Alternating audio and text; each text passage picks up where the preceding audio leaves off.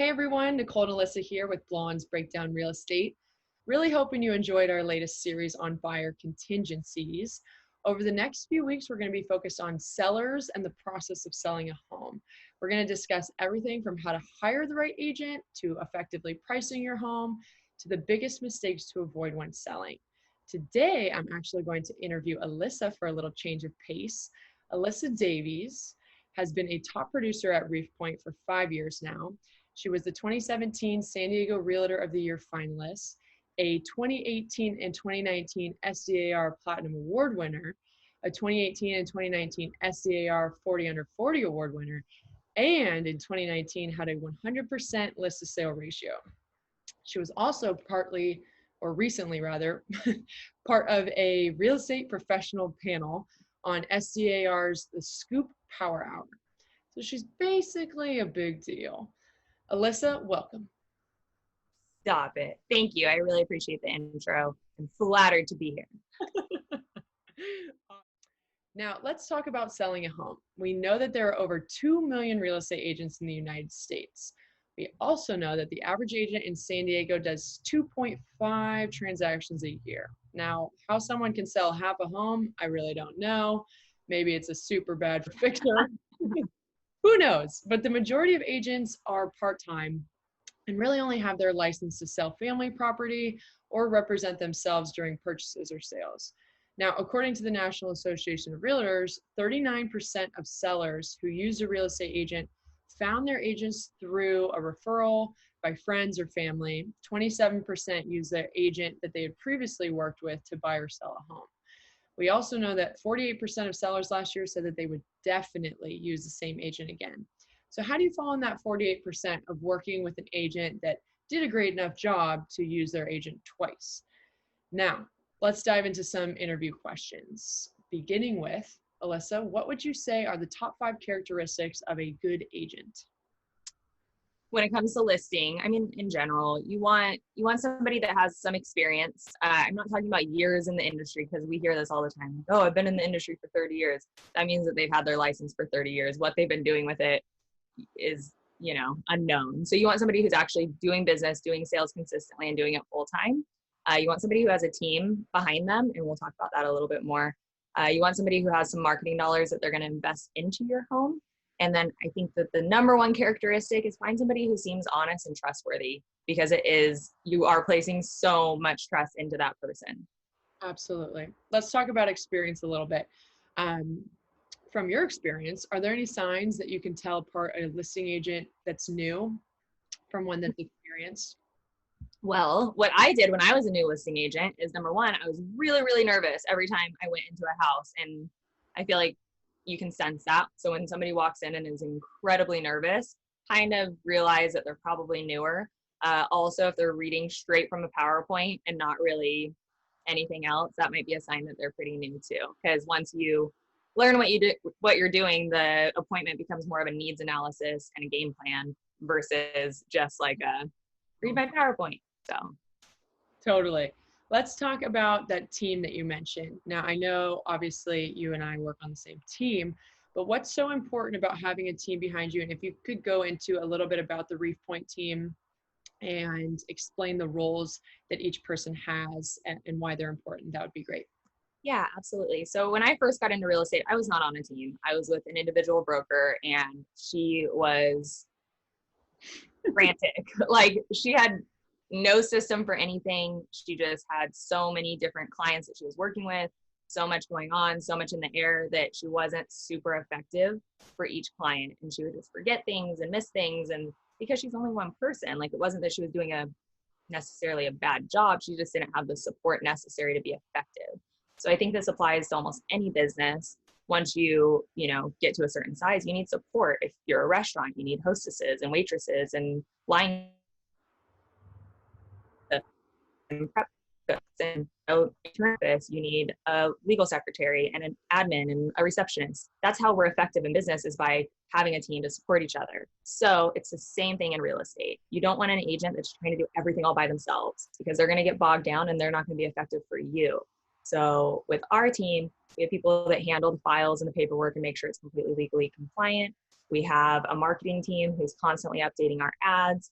We have a listing coordinator who's babysitting our listings all the time. If I'm on the road and I need something changed or a document sent, they can help me. So definitely Full service. team is, yeah, I think a team is better. I just think that you get more people helping you for the price of one. Absolutely. Now, let's talk about interviewing agents. What are some really important questions that you should be asking a listing agent during an interview? Ooh, there's so many. And if you guys want my full list of questions, because I actually will give this to people in a listing appointment if they are interviewing other agents, email us and we'll send you that full list of questions. But if you are, how many transactions did you do over the last 24 months? Can you show me the MLS printout for those transactions? How many of those were listings? How can you show me some examples of those listings? You want to see the quality and the time that they put into those listings. They should look amazing. What percentage above or below asking price do your listings sell for? What's your average market time for the listings? Do you have websites? Do you do syndication? Do you do search engine optimization? What's your social media presence? How much money do you invest in each listing? How much money do you invest in targeted social media advertising? And why should they hire you? So those would be kind of the top ones, but again, email us and we'll send you the full list. Perfect. Now, would you recommend interviewing multiple agents? Absolutely. Obviously, I think I'm the best hire for everybody, but being realistic, I'm not everybody's cup of tea. And there are other great agents in San Diego that might be a better fit for somebody. So interview multiple people, see what they have to say, see who you feel comfortable with, because again, this is going to be a long-term business relationship. You're dealing with a lot of stress, you're dealing with a lot of money, and you need somebody who you feel is going to take great care of you. Awesome.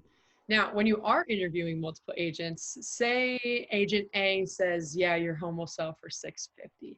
And then agent B comes in and says, oh no, your house will sell for $720 for sure. There's something called buying a listing, and how can you tell if someone's doing that? If you could explain what buying a listing means and how to kind of understand who's just talking your ear off to get the listing and who's actually giving you the right advice. We run into this all the time. And ultimately, sellers like to hear that their home is worth a lot of money, right? Like, I would want to hear that 100%. You don't want to hire somebody who's telling you what you want to hear. You want to hire somebody who's being honest with you. Because once you sign that paperwork, you're stuck in a relationship with this person. So you want somebody who's going to be super honest with you, super upfront with you. And if there is such a huge discrepancy on the pricing, ask why. Have them show you the comparables, have them walk you through how they came to that conclusion. You guys should be able to do an exercise together where you go through each house, all the photos, and say, is this one superior or inferior to my home and why? Really, you have to be objective and realize that that is a tactic that a lot of agents use to promise a higher price than they can actually get, because then they can get you under contract, then they can beat you up for price reductions, and they can basically capitalize on your home because they're getting calls from other people on your home who they can convert into buyers and business for themselves. So be very, very, very wary of somebody who's telling you a much higher price. It's great if your home will sell for more, but you do not want your home selling for less than somebody has set that. Just because I'm sure some of the people that are going to watch this video are going to have this question, how, if like we said, you're agent A and you say 650 is the price, and then someone comes in and says 720, how you may potentially list it at 650 and it will sell closer to 7 because you're trying to maximize demand. Correct. So there's two prices, right? There's the price that we strategically list the home at, and then there's the price that we feel that it's actually worth. And those are two different things. So we always have to remember that market value is what a buyer is willing to pay for the home. It's not the price we list it at. We can list it at $1, and ultimately the market should, depending on the market you're in, get the price bid up to where market demand is. Would I ever do that? No, because I don't want to have to counter 500 offers and waste your time, and it would just be hectic. However, listing a home is kind of like Price is Right. You want to guess the price, but you don't want to go over. If you go over on the listing price, you lose, because we have to market to a finite demographic. And when people are searching for homes, they're constantly setting their search filters because we're in this technical world where everybody can filter everything. So they are filtering your home based on the price. So if you underprice it, you're still going to fall within their filter. If you overprice the home, now you're excluding an entire pool of buyers who would be willing to buy your home, would be willing to pay that price, but they've set their search at a certain max, not because they can't afford it, but because they're trying to control their payment. Typically, people don't go up to their max approval level. We all know that. They stay within, something that they feel comfortable payment-wise. But if we can get them to see the house and they love it, we can usually get them up a little bit higher on price. But if they never see it, we have no opportunity. So whatever you do, do not overprice your house. It's the biggest mistake people make. Sorry, I know this is getting a little bit long-winded, but the other factor with price is that the best way to get the highest price is to have the most people wanting to buy the home all at the same time. Exactly. That's how we consistently get $10,000, $20,000, $30,000 over asking, is because we concentrate the demand into a finite period of time, and we review offers on a specific date, and we drive all the offers in, then we can leverage them against each other. Go ahead. I was just going to cut you off because I don't want to give them too much information just yet. We will be doing a full episode on pricing your home strategically to maximize demand. And Alyssa and I will go through all of those things with you. So I'm cutting you off. Sorry. Yeah, do cut me off. But let's get back to when we're interviewing multiple agents, is there anything that you should refrain from telling agents when interviewing multiple people? No, I think that honesty is truly the best policy. Be super upfront about what your expectations are and like your communication style. All of this is important. Again, it's like going into a relationship with somebody. You are going to be, depending on how far out you are from listing, you are going to be in constant communication with this person every day of your life for the next, 2 to 3 months at least. So ask everything, be upfront, be honest. The only thing that I would caution you about is don't go in saying that you only want to pay 1%. That's not realistic. Like, we're all business people and we all have to make money and feed our families. I cannot do the best job and get you the highest price for your home for 1%. I just can't. It doesn't make sense. We spend thousands of dollars on marketing and we have a team. There's just no way. So be careful not to hire somebody just because you can get the cheapest, because you're going to be losing when it comes to overall net. Absolutely. Let's talk about that a little bit. What are the average fees we're seeing in San Diego for listing a home right now? And what would you tell someone that fee should get you? Yeah, I think that depends on a lot of factors. So are you going to be buying another home with that same agent? That's going to depend, because if you're bringing, more business to the firm, then they can help you out a little bit more on that commission fee. So I would say 5 to 6% is average, probably closer to 5 if you're buying another home, 6 if you're not, because you want that person to be, they're not pocketing all of that money if they're a good agent. They're reinvesting that money into your home, and they have that team, that support staff, that business, that reputation that you want. So also realize that in that 5 to 6%, they're offering 2.5 to 3% to a buyer's agent. Most, I don't know the statistic off the top of my head, but I want to say like 90% of buyers have an agent who's representing them. Yeah. Right now, the industry standard is that the seller offers a buyer agent commission. So half of that is taken off the top and offered to somebody else in order to maximize demand on your home. Yeah, absolutely. That 5 to 6%, that covers all marketing things like videos and photos and everything like that as well. Yes. So that should cover all your professional photography, and do get some professional photography. We'll talk about that more. Videography, iGuide tour, which is like our virtual tour nowadays, because with COVID, we don't want 500 people through your house if we can help it. That covers all the transaction, the paperwork, the advice. If you go with ReefPoint, we have a legal team that covers. What am I missing, Nicole? Anything else? All of our programs. But that's it. Yeah, we do a lot. Like our whole goal in all of this is to maximize demand for your home. If a buyer comes in and they go, oh, I love the home, but I'm stuck in a lease, we'll buy that lease out so that they're buying your house. So things like that that create that second offer or that third offer, that's what gets you the $10, $20, $30,000 more in your pocket. Exactly. Now, the last question I have for you, you've been in real estate for 6 years now, so you've gotten to see some updates in technology over the last few years and how that's affected real estate as a whole. Why would you say it's so important to work with an agent that's tech savvy? I think it's so important. So I got into real estate shortly after college, and I was the youngest person, in the firm in basically San Diego.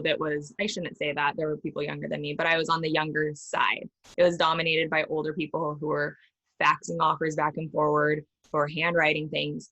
And I just kind of blew past everybody because I was leveraging technology to my advantage. And you need to find an agent who knows the technology, knows how to utilize it, and knows how to make it effective, because regular agents are growing at a linear rate. Agents who can capitalize on technology are growing at an exponential rate. So if I can take a certain set of marketing dollars and invest it into social media advertising and invest it into online marketing avenues, I can reach, for the same budget, like 10,000 qualified buyers, whereas an old-fashioned agent who goes to print might only be able to reach like 200. So it's huge. And just time, quickness, the way the market's moving, it's just with the temperature of the market here in San Diego, things are moving quick. And I could assume that it would be extremely important to have somebody that's able to answer the phone or send you a text, or not in the office Monday through Friday 9 to 5 and then isn't in on weekends. That's not okay. Anything else that you would say is important to know for a seller watching this video that's looking to hire an agent? Well, just back on that tech point, if you're wanting to ask the agent, like, ask them what IDX is, ask them what syndication is, ask them what SEO is, ask them about their targeted demographic social media marketing. Ask about those things, because that's going to give you a really good temperature of how tech savvy they are. And it is very relevant, and it's only going to become more relevant in the years to come. So very important. Anything else for sellers for hiring the right agent? I think that's it. If you're in San Diego, hire me, or at least interview me, and I will prove to you that I'm the best choice. If you're anywhere else in the country, feel free to call us. What was that? Well, I can vouch for that. Yes. Hire Nicole and I should say. So call us no matter where you're at. If you're not in San Diego and we can't help you, we would love to help advise you, to help you decide on which agent to choose, answer any of your questions. We love what we do because we love helping people. There's been a really bad stigma about agents over the last years, about them being sleazy salespeople. We are not that whatsoever. We hate that. Our whole goal in all of this, what? We've met a few. Yes, there are quite a few, but they're getting pushed out, I would say. And the ones that truly care and come from an advisor standpoint and just want to walk you through the process and share their knowledge, those ones are taking over. Let us be that for you. Let us help you. Awesome.